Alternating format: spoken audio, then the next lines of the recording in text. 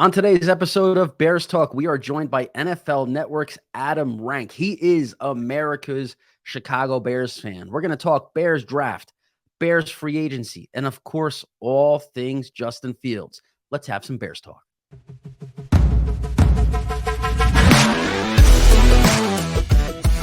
We're going to be an effort-based team.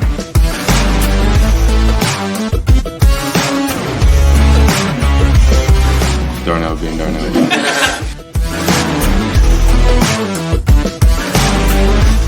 Love playing football. Ready to open this thing up. Let them know that we're coming.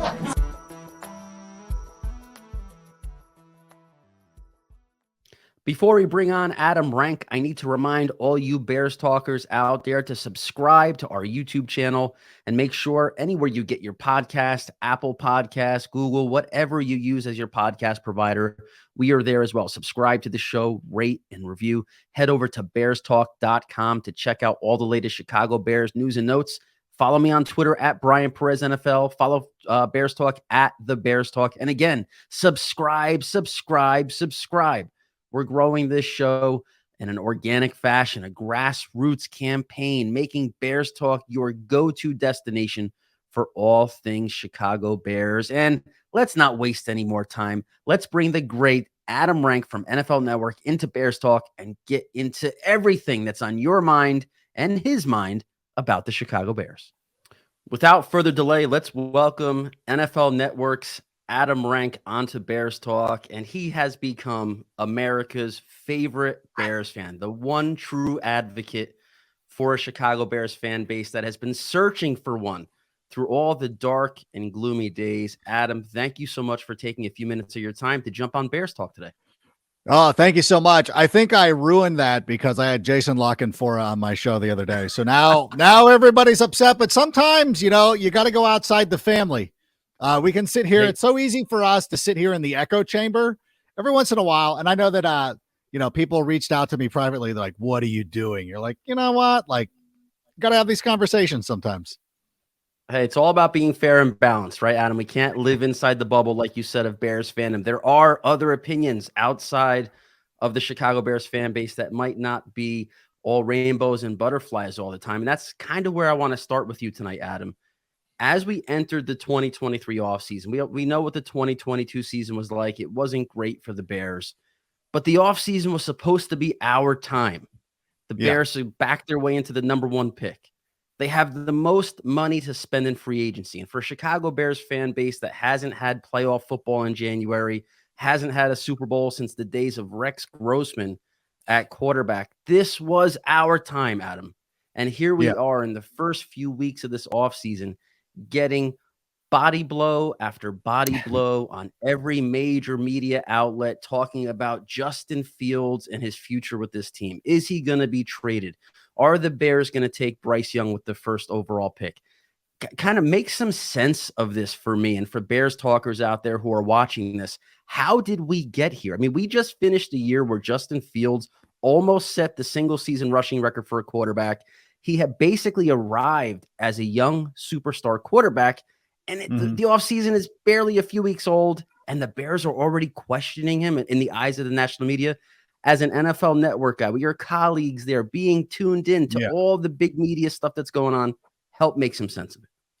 Yeah, you know what? It's a little bit disappointing because at some point you thought like we were going to be the belle of the ball and everybody's been talking about the number one draft pick and the number of different directions we were going to be able to go. But unfortunately, the whole specter around Justin Fields is what it is. And it shouldn't be surprising, because if you look at it, like Lamar Jackson has, despite being a NFL MVP, has never been given his proper due as a NFL quarterback. There's a good chance that he ends up, leaving the Ravens this season or this offseason, I should say. So there it is. Last year, Jalen Hurts, the Philadelphia Eagles were going through a lot of this. And when Mike Garafolo was on our show, he revealed that the Eagles themselves weren't necessarily convinced that Jalen Hurts was going to be their guy, which is why they brought in Gardner Minshew. And of course, we saw over the course of the season that Jalen proved to be the player that they thought,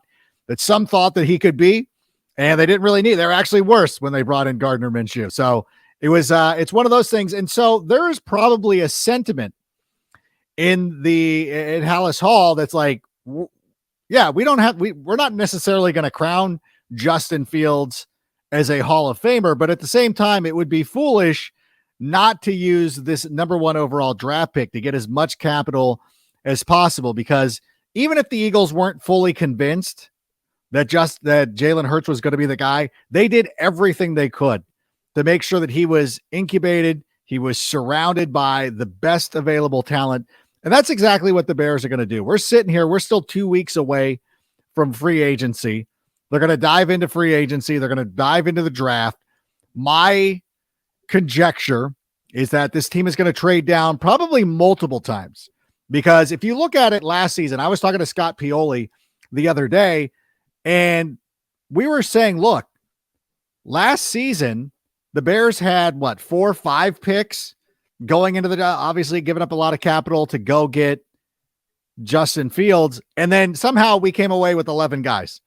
That is what Ryan Poles does. And when people are like, why are you so convinced that he's going to be able to do well? I'm like, did you not see what happened last year? Look how many picks we got. Like, this guy's a wheeler and he's a dealer. I think the 2 second-round picks last year worked out. Valus is going to need to continue to improve, but you know what? And Scott Pioli brought this up to me too. He's like, you know what? Like, I know fans think that the GM should be 100 for 100, but it's actually more along the lines of 3-point shooting, where if you get 40%, you're doing pretty well. Absolutely.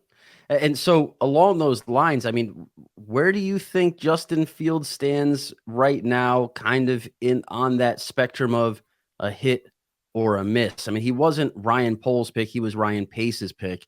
And I think a lot of times what happens, especially when you get some of the speculation about the Bears, will they actually move on from Justin Fields, is because the old adage of every GM wants their quarterback, and Ryan Poles inherited Justin Fields. But if we just look at Justin Fields in a bubble, do you feel there's any merit behind any of this trade speculation? Do you feel like Justin Fields isn't completely, totally bulletproof from the Bears maybe actually taking Bryce Young number 1 overall? If you were in the big chair, if you were Ryan Poles, how would you be looking at this offseason where and based on what Justin Fields has shown you through essentially maybe, I guess it's like 1.5 seasons as an NFL starter? Yeah, there's if Caleb Williams was available this year, I think we would be having a little bit of a different conversation than what we're having right now. But there's no guarantee that Bryce Young is a slam dunk quarterback prospect. I say that still wanting the Texans and the Indianapolis Colts to trade up, maybe the Carolina Panthers.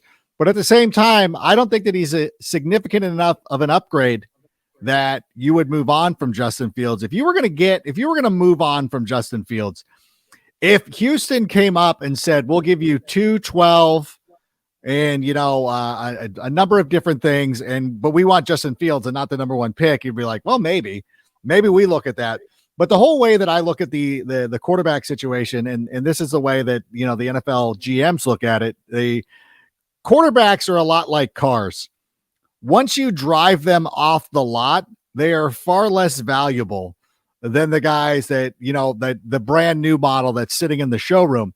Draft picks are what is alluring to teams right now. And I think that if you're the Houston Texans and the Indianapolis Colts or the Carolina Panthers, you would look at the situation and you got to look at that in reverse, because when you draft Bryce Young or CJ Stroud or Will Levis or Richardson, was it Kevin Richardson? I'm sorry if I forgot his name. I forgot his first name.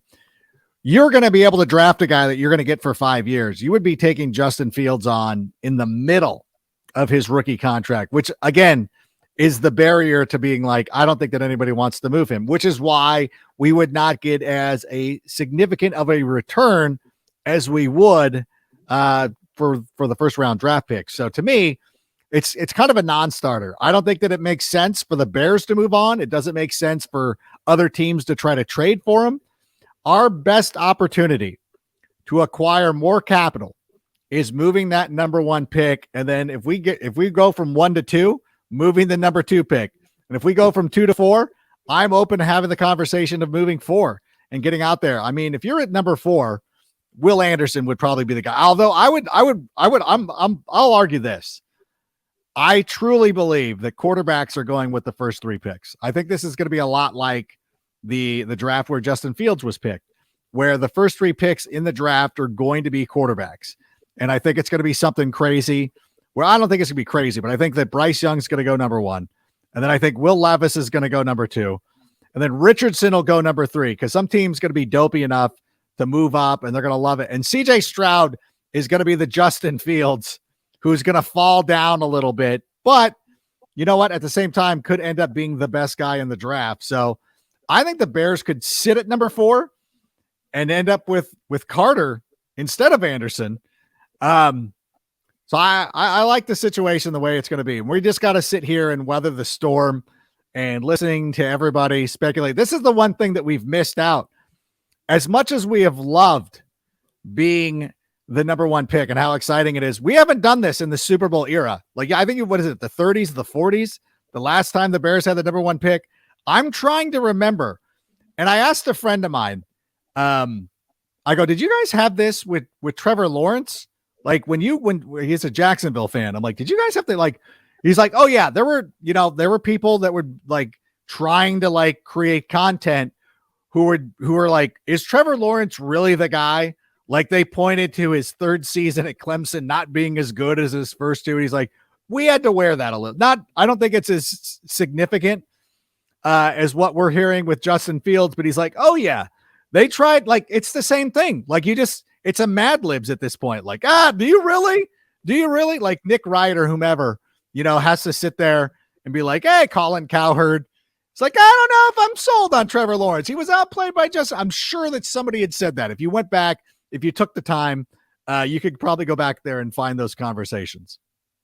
You're 100% right. I mean, every morning, it at least from the Bears' perspective now, it does seem like, and I mentioned this on the last episode of Bears Talk, it does seem like from a national content consumption perspective. I mean, think about it. If you're a fan of the Colts or you're a fan of the Panthers or the Falcons or any of these quarterback needy teams that are picking a little bit later in the top 10, and you're hearing every day that Justin Fields could be on the trade block, you're going to be excited as a fan of that team who might be on the outside looking in for one of these top 4 quarterbacks in this year's draft, knowing that, hey, maybe if Justin Fields is available on the trade block, that could be the guy that solves our quarterback problem. So what does it do? It keeps viewers tuned in. It keeps content getting clicked online.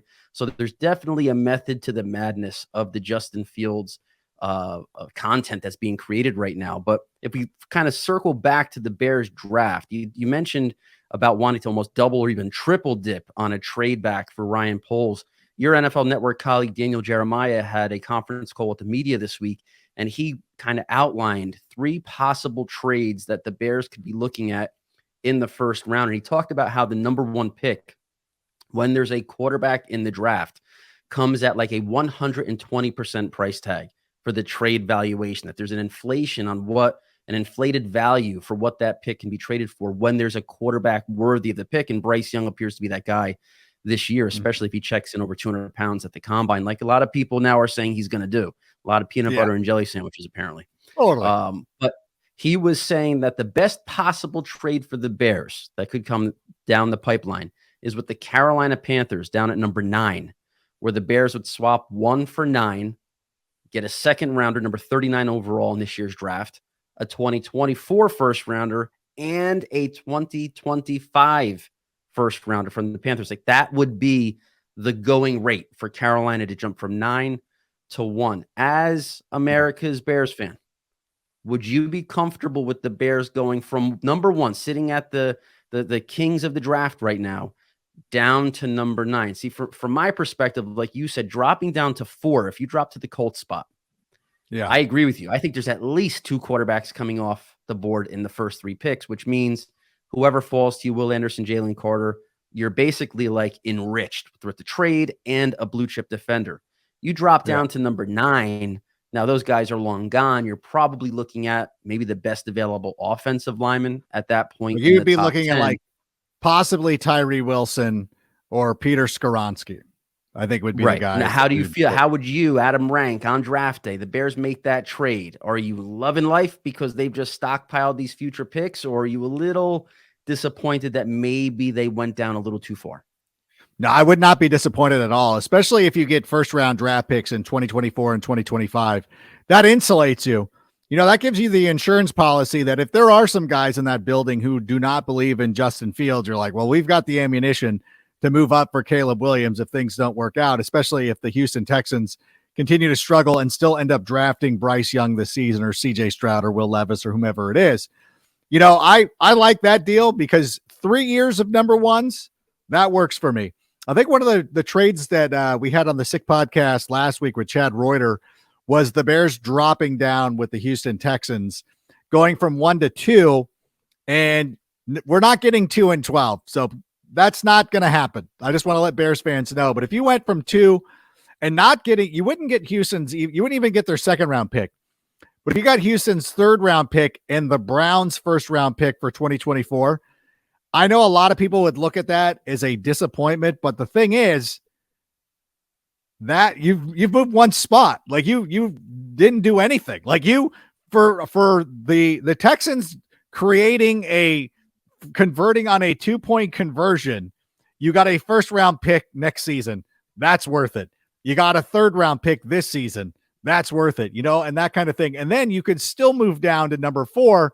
And at that point, the Colts would have to give you second and thirds this year, second and thirds next year, which means you would have first, second, and third extra picks in 2024, which to me is as equal as having the 3 firsts with the Carolina Panthers. Either one of those scenarios, I'll let Ryan Poles go out there and figure it out. I'm still a little, I don't know. I also want to try to acquire as many picks as possible just to see if T. Higgins is going to be available this season, if a potential sign and trade for Daron Payne is a possibility. Like those are a couple of things that you look at and you're like, this is why we need to acquire as many picks as possible, or just getting picks because next season, I know that Justin Jefferson's not going to be the guy, but like who could be available for trade the following year? So again, the picks are the king for me. Like we got to realize, like, don't fall in love with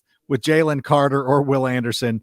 We might trade back a number of times, but if we get like 5 Jaquan Briskers and Kyler Gordons instead of 1 Will Anderson, I think I'll take that. No doubt about it. And you know, it's interesting you talk about like a sign and trade with Daron Payne, or even what is the T. Higgins possible movement this offseason. I think we'll get a little bit of maybe some breadcrumbs left by Ryan Poles based on the timing of when he makes a trade. So, for example, all these guys are in Indy this week.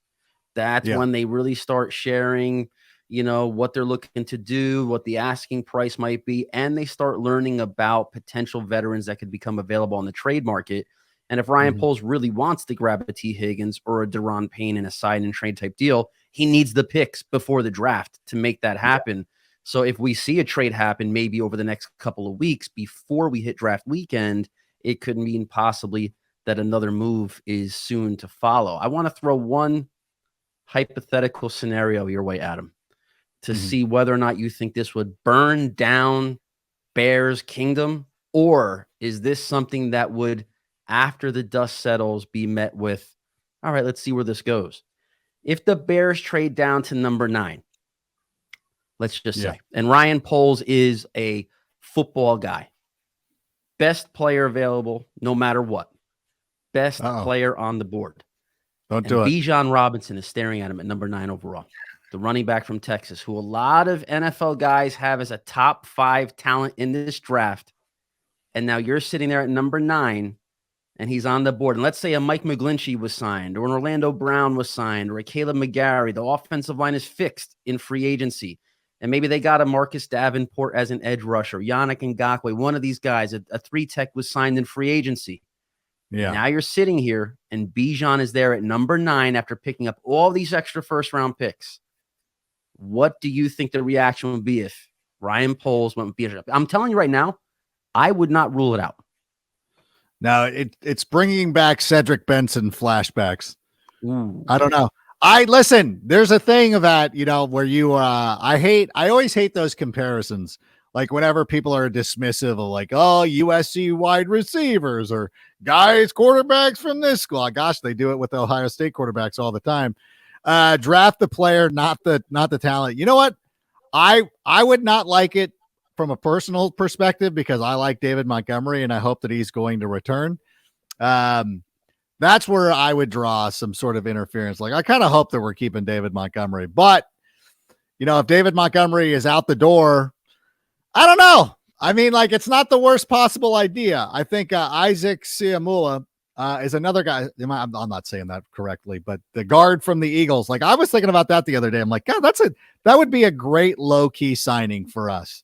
And there's some other guys that you can pick because again, a lot of this is going to be dictated by what the team does in free agency, which is going to be a huge thing. And like, that's why it's so difficult right now to really do a mock draft. Like, it's funny that everybody's doing this. Like, hey, this is what we're mocking. You're like, well, what if this team? What if the Raiders don't sign Josh Jacobs and they wanted to take Bijan Robinson?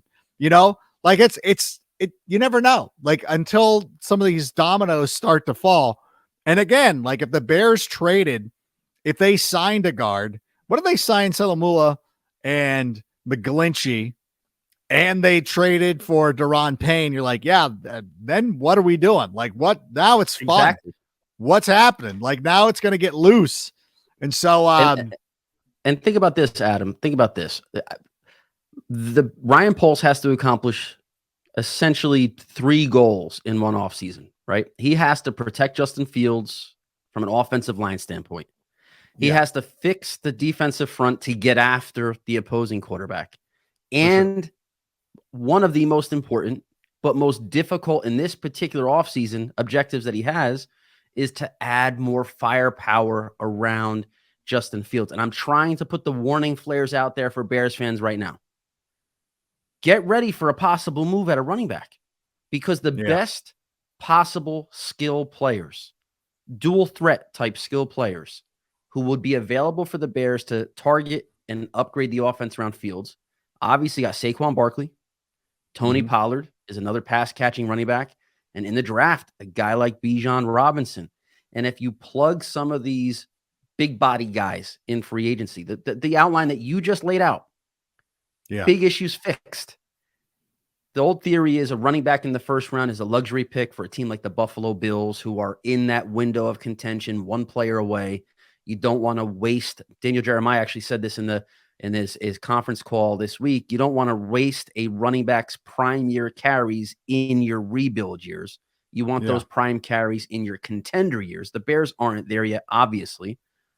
But I don't see David Montgomery coming back. I love him too, Adam. I love him. I just don't see him coming back to the Bears when they have Khalil Herbert, who's a more explosive, cheaper option behind him. But where else is the firepower coming from? The wide receiver market, Jacoby Myers, Juju Smith-Schuster, T. Higgins trade, sure, that would be a best case scenario. But where do you see the Bears possibly helping Justin Fields this offseason if they don't do it via Saquon or Bijan? Like, what do you think about Saquon Barkley? What if the Bears made a strong play for him? Where would you be on that front? Again, it's too personal for me. You know what? I like the idea when you were talking about Tony Pollard. If you brought in Tony Pollard and still found a way to keep David Montgomery and you went 3-headed with him and Khalil and Tony Pollard and just found a way to mix it and like, maybe we're only throwing the ball 14 times a game. But you know what? You really go out there and give Justin an opportunity to really have a dynamic offense. And if you look at the way that the Eagles were constructed, they went after it with Miles Sanders, Boston Scott, and Kenny Gainwell. So I still think that there could be a possibility of one of these guys coming in with David Montgomery and it not being the home run of drafting Bijan Robinson, unless that's really what Ryan Poles has in mind. I mean, the team wasn't afraid when he came from the Kansas City Chiefs, who a couple of years ago weren't afraid to go after Clyde Edwards-Helaire. And if you have some depth already at the position, Robinson's prime carries will be coming probably in his second year. They probably wouldn't overwork him. And so, I think it does make some sense. I like it. I don't want to steal that from you, but we've been shocked before as a fan base. And again, as much as I want to get away from the old narratives of like, I really hate when people talk about like, well, the Bears have been a terrible organization for 20 years. You're like, well, that was 20 years ago. Like we're moving past that. Like this is a new world order for the Bears. And I still think that this is a different mindset now. So I don't know. It's an interesting possibility. I just don't see it in this NFL. I don't know. That's just me though. Yeah, the odds are very low that it happens, but in this particular draft class, and the only reason why I'm prepping Bears fans for at least the idea is after you go from Will Anderson, Jalen Carter, taking all the quarterbacks out of it. You take Will Anderson and Jalen Carter, whichever order you have them in, they're the top two non-quarterbacks in the draft. The next best non-quarterback in this year's draft might be Bijan Robinson. And if you're looking at this in terms of building, you want to talk about longevity. How do you extend your quarterback's career? Have a running back like Bijan Robinson that can take several hundred of the yards that Justin Fields had to take with his legs off of his shoulders. There could be a chance. Low, but just brace yourself, Bears fans. I would say it's more likely that we take the cornerback Christian Gonzalez or somebody like that. Like that would be one that where you'd be like, oh, like we redrafted another cornerback, which would make a lot. Actually, like not the worst. Be a great pick. You know what? Like, so I got a list here, Adam, before I let you go. Free agents. Yeah. Who from this list, and I'm going to go through about 15 names here. Who from this list jumps out at you as the guy, Adam Rank, general manager, Chicago Bears, would want all in? Push all your free agent chips in. Deron Payne, we know he's going to get franchised, but let's just make believe he hits the market. Javon Hargrave. Maybe not as much. I guess like people love Hargrave more, but he's older than Stroud, or he's older than Payne. So I don't know. He's turning early. For the right price, I would take him. McGlinchey. You know what? He's better as a run blocker. This would lean into your theory about Bijan Robinson. It would lean into your theory. He's great as a run blocker. His pass pro is a little questionable, but I would take a run at him. Marcus Davenport. A little bit. I think he's going to stay in New Orleans, but I think that I don't know. I don't think we're there yet for Marcus Davenport. Juju Smith-Schuster. No. All right. So I have a couple questions we got on Twitter for you, Adam. Okay. We're going to bring them up here, and we're just going to let it rip. First one is from Powell Kwiatkowski.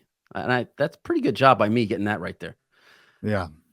Every year we have I didn't even suspect player that a team signs, right? And what Powell wants to know is who can be the I didn't even suspect player that you think the Chicago Bears might end up signing. And we're sitting here maybe day 3 or 4 of free agency saying to ourselves, well, nobody saw that coming. Anybody that jumps out? You know what? Honestly, going back to the cornerback position, I think like Jamel Dean. Like I could see Ryan Poles being so committed to shutting down the opposing defenses that he's like, we need 3 quality corners. Even though Jones did pretty well as a rookie last year, I could see them making a move, something like that. I like a position you're not expecting. Like if they went out there inside Saquon, you'd be like, okay, that figures. If they went after Jacoby Myers, which I kind of suspected, although talking with one of my friends who was who played in the league, does not like Jacoby Myers at all. And I was shocked by this. And I'm like, oh no. He's like, you don't want him. But I think those moves, like we suspect that. That's not out of the ordinary, but like signing a guy from the secondary, not James Bradbury, but like somebody like that, you'd be like, what is happening? But that would be shocking, but it would just go to show like, hey, listen, they're going to fortify that secondary and make sure nobody's throwing on us. So I could see that of all the weird theories that were thrown out there, that could be the one I think is probably the most likely. You could be onto something too, because Ryan Poles said that he's going to be targeting premium positions in free agency, and there's in today's NFL, cornerback is about as premium as it gets. So you're right. Bears fans might have to buckle up. There could be another big investment in the secondary. One last question. This is from my guy, Pete Martuniak. He actually is a writer for Bears Talk. Pete does great work. He's doing some amazing mock drafts for us.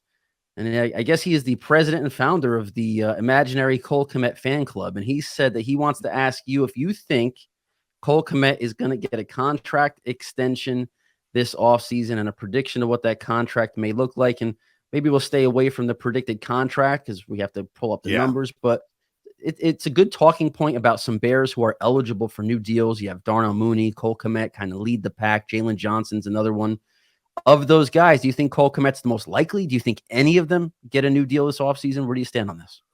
Well, I would expect Jalen Johnson to get his contract very shortly, and I hope that's going to happen. I hope that he's going to be one of the cornerstones of the defense moving forward. Cole Kmet, I feel like, fits in with the Bears. I do believe that that's another position that they need to address. And again, it's not going to be shocking if they went after Mike Gesicki. That's one that gets thrown around. I could see Austin Hooper being a possibility as well because of how well he does as a blocking tight end. And I don't know if Dalton Schultz is going to end up hitting the free agent market, but that's another guy too. So I see us investing in the tight end position. That might mean that Cole Kmet does not get a deal because this is one, and you heard DJ say this on Friday as well. This is the best tight end class coming in a long time. And for a position that sorely needs as much help as the tight end position does, like it's sorely needed. So I think that, they might end up drafting a tight end, signing like Austin Hooper, drafting a tight end, and then just letting it play out with Cole Kmet and seeing what happens. And you got a guy like Evan Ingram too for the Jaguars who had a career year in Jacksonville. He should stay. He should stay in Jacksonville. Like, don't leave. He should definitely. Right. Well, I mean, look, he has that athletic profile. I think Cole Kmet time tested well as a draft prospect, but he plays at a slower pace than I think some of the big playmaking tight ends do. So I agree with you, Adam. I think we could end up seeing more of a playmaker profile at the position added. But that doesn't discount the fact that they still could give these extensions. The Bears have over $100 million. Got a lot of money to spend. Yeah. They got a lot of money and they have to spend it. They're one of only two teams, them and the Atlanta Falcons, who are actually below the salary cap floor right now. So there's a lot of speculation that, hey, will Ryan Poles be conservative, may not overspend for guys? Like, he has no choice this year. He has to spend money or the team gets sanctioned by the NFLPA. So he's going to spend money. Maybe it's on his own guys. Adam, I cannot thank you enough for joining us on the Bears Talk podcast. We are doing making our best effort to grow this show and this brand, and a grassroots effort, and having somebody like you from the NFL Network and your sick podcast with Adam Rank and all of your social media clout. We can't thank you enough. Tell all the Bears talkers, if they don't already obviously know where to find you, where can they find all your work? Yeah, if you want to go to YouTube right now and download or subscribe to the Sick Podcast with Adam Rank, even if you don't want to listen to it, that's fine. We just want the subscribers.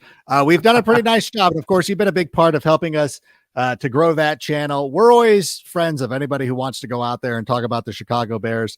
I know that there's, it's cool. Like, I love CHGO. We love the Tape Never Lies Network, the Bar Room, all those guys. So I think the more the merrier, and let's just all have a good time. And you can jump around and listen to a lot of different things. So we appreciate that. And of course, this coming March, the NFL Network is going to be going off. You're going to see me a lot on the NFL Network. So make sure that you're tuning in. And of course, I will be the guy advocating for the Bears. I will be sitting there like a proud papa when we keep signing all these guys. And I'll be like, I'll spin everything positively because that's what I do. I'm a shill apparently, but you know what? And also, you can follow me on Twitter. Actually, I'm on Snapchat now. I don't know why I love Snapchat all of a sudden, but it's been fun. Adam, listen, I could speak for every Bears fan, and I could say this with confidence. The NFL Network and all of their programming is better when you are on, because Bears fans know one of us are there on the big stage. So thanks for all you do for the Chicago Bears fan base. And once again, thanks for coming out. Thank you, sir. We'll see you soon.